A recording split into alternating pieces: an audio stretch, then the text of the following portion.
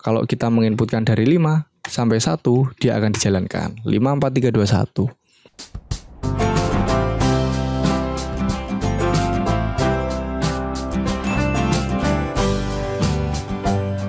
Oke, assalamualaikum teman-teman semuanya. Gimana kabarnya teman-teman? Kita akan lanjutkan pembahasan pemrograman Java. Dan untuk video kali ini kita masih berkutik di perulangan ya teman-teman. Tapi perulangan yang akan kita bahas kali ini adalah while ya. Apa sih bedanya while sama perulangan for yang sebelumnya sudah kita ulas? Jadi biar nggak lama-lama langsung simak videonya sampai selesai. Sebelum kita nanti ulas tentang perulangan while teman-teman, silakan kalian buat satu project baru di IDE-nya. Di sini saya memanfaatkan IDE NetBeans ya. Kalau kalian IDE-nya beda nggak masalah teman-teman. Untuk fiturnya nanti silakan disesuaikan. Kalau kemarin kita ulas tentang for ya, looping for itu kan letak dari counternya atau variabel yang kita gunakan untuk menghitung looping kita atau perulangan kita sekarang itu sudah berapa kali. Kan kalau for itu di dalamnya parameter sini ya teman-teman. Jadi kita membuat sebuah variabel di dalam sini ataupun di luar. Yang penting dia dibandingkan di dalam sini. Semisal gini, A sama dengan 1, selama dia kurang dari atau sama dengan 5, dia akan terus dijalankan dan setiap perulangannya akan kita incrementkan. Jadi ini adalah looping for. Jadi kondisinya atau counternya itu ada di dalam sini. Beda kalau while teman-teman. Jadi kalau while itu gini, kita buat sebuah variabel yang akan kita jadikan sebuah counter. Semisal di sini nih, variabel B. Kita akan mulai dari angka 1. Baru di sini kita while. Jadi di dalam sini, di dalam parameternya si while, kita hanya memberikan kondisi akhirnya. Kita akan melakukan perulangan ketika si counter ini berapa teman-teman gitu ya. Semisal nih kita ingin melakukan perulangan sebanyak 5 kali nih, 1 sampai 5.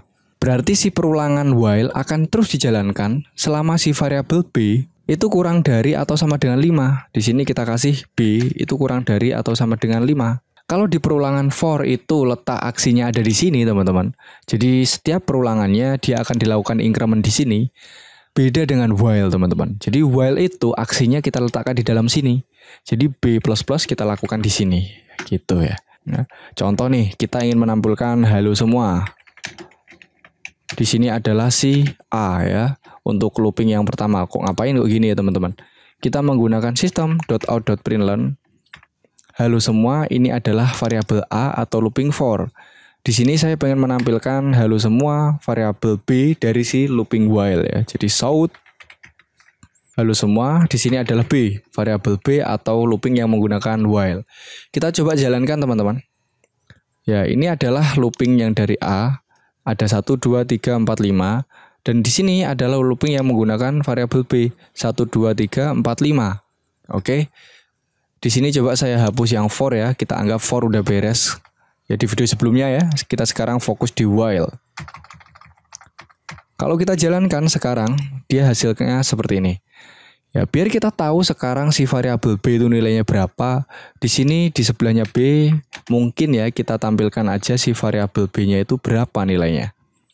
Halo gitu aja deh, biar gak panjang-panjang ya. Daripada saya scroll ini nanti lebih kecil lagi hurufnya teman-teman. Variabel B ya.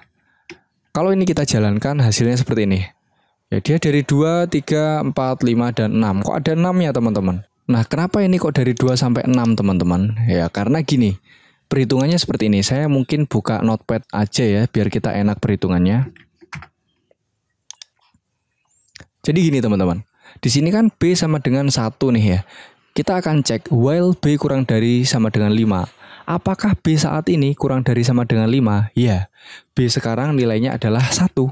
Jadi dia kurang dari sama dengan 5. Maka dia akan di B++ di sini. Dia masuk ke dalam perulangannya atau yang ada di dalam kurung kurawal ini. B++ nilainya berapa? Sekarang nilainya adalah 2. Setelah B-nya itu kita incrementkan, baru ditampilkan di sini. Kalau B itu adalah 2. Ya, makanya di sini tampil 2 teman-teman. Terus selanjutnya nih, dia naik ke atas. Apakah saat ini B itu kurang dari sama dengan 5? Ya, 2 itu masih kurang dari sama dengan 5. Maka dia akan di++kan lagi. B++ nilainya sekarang adalah berapa? Nilainya adalah 3. Maka dia ditampilkan 3 di sini dan seterusnya sampai nilainya itu adalah 5. Ketika nilainya B itu sama dengan 5, itu dicek di sini. Apakah B kurang dari sama dengan 5? Ya, B sekarang masih kurang dari atau sama dengan 5 karena ada sama dengannya ya. Maka dia akan di plus-plus di sini. Sehingga B++ nilainya itu adalah 6. Baru 6-nya ditampilkan di sini, teman-teman. Gitu ya teman-teman mekanismenya untuk penampilannya di sini. Gimana caranya biar kita menampilkan dari 1 sampai 5? Gampang teman-teman. Tinggal kita ubah di sini untuk B++-nya ketika prosesnya beres ya. Setelah ditampilkan baru B-nya kita plus-pluskan. Ya, jadi dia menampilkan nilai dari B-nya dulu, setelah itu di plus-pluskan untuk dicek di sini gitu. Jadi sama seperti for tadi, dia melakukan increment ketika proses yang kita jalankan di perulangan itu selesai, sehingga tidak mempengaruhi di sini teman-teman. Kalau kita jalankan dia sekarang dari 1 sampai 5. Ya, karena dia ditampilkan sebelum si B-nya itu diinkrementkan. Kalau yang tadi kan dia ditampilkan setelahnya si B itu diinkrementkan, makanya nilainya ditambah 1. Gitu teman-teman ya, mantap. Nah, sekarang kita akan coba menggunakan si while ini untuk menampilkan angka 1 sampai 10 ya. Atau 1 sampai 5 lah ya, menyamping. Nah, di sini berarti untuk halunya kita hapus dulu. Nah, di sini kita tampilkan B, terus kita kasih spasi di sini. Jadi dia dimulai dari angka 1 dan berakhir di angka 5. Kalau kita jalankan, di sini tampil 1, 2, 3, 4, 5. Ya, di sini print len-nya saya hapus. Terus di bawahnya sini saya kasih system.out.println biar build successful-nya nanti di bawahnya ya. 1, 2, 3, 4, 5. Oke. 1 sampai 10 gampang ya. Ini tinggal ubah jadi 10 ya. Dia menjadi 1 sampai 10. Beres kan? Masalah tuntas ya. Sekarang gimana caranya nih teman-teman? Biar awal dan akhirnya itu kita inputkan dengan menggunakan inputan keyboard. Jadi kita menampilkan dari sekian sampai sekian ya. Jadi di sini kita akan menggunakan si library scanner ya. Kita akan import. Library scanner itu letaknya ada di Java. Library apa itu namanya? Package-nya itu ada di util. Dan untuk nama library-nya itu adalah scanner. Kalau sudah kita diimport ya, selanjutnya kan kita harus deklarasi nih si scanner ya. Caranya scanner, nama identifiernya saya kasih masuk biar gampang saya ingatnya teman-teman. Yaitu sama dengan new scanner. Untuk parameternya adalah system .in ya. Titik komanya di sini. Bentar ini saya kecilkan dulu ya biar enak kita baca skripnya. Oke. Nah, sekarang kita akan buat dua variabel untuk memberikan awal dan akhir ya. Di sini berarti int awal dan akhir. Nah, di sini kan kita punya variabel b ya, teman-teman. B itu nilainya 1 ya. Ya, jadi satunya ini kita ubah menjadi variabel awal, dia nanti nilainya sesuai yang kita inputkan dengan inputan keyboard, teman-teman. Dan di sini b itu akan dijalankan selama dia kurang dari akhir ya. Seperti ini. Jadi kita nggak manual di sini ya teman-teman. Sekarang kita akan coba memberikan fitur inputan keyboard. Di sini kita kasih shout dulu. Len-nya saya hapus. Saya kasih redaksi awal. Terus di sini si variabel awal itu adalah si identifier masuk. Karena tipe datanya integer, saya kasih dot next int. Si variabel awal sudah beres. Sekarang kita berikan si akhir ya. Nah, di sini untuk len-nya saya hapus biar kita inputnya di sebelahnya titik 2 ini teman-teman. Ya.